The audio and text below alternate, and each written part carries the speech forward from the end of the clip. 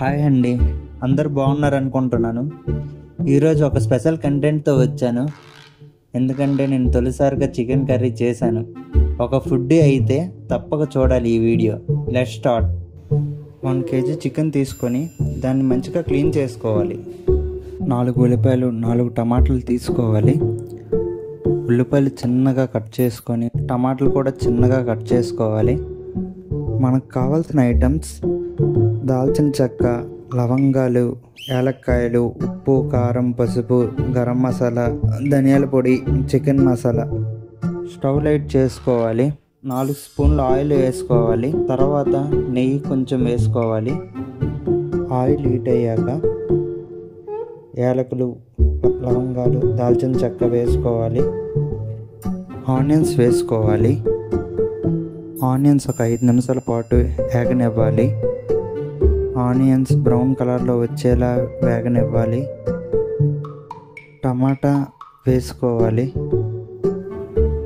టమాటా 5 నిమిషాల పాటు ఉడకనివ్వాలి.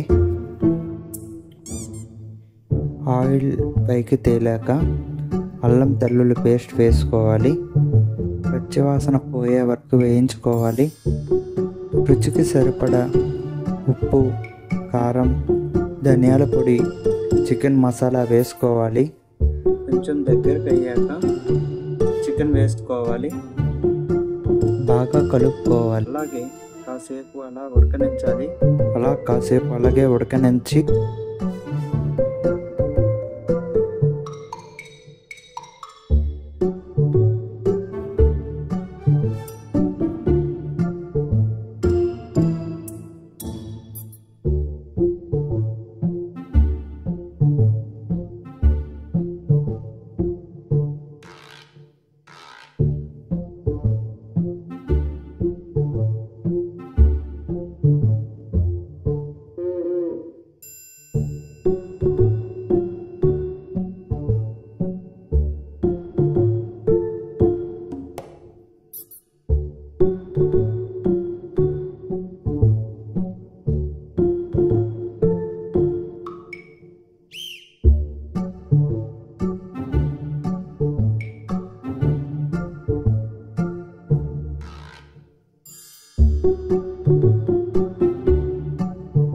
సూపరు, కత్తి, తురుము, కేకలంతే.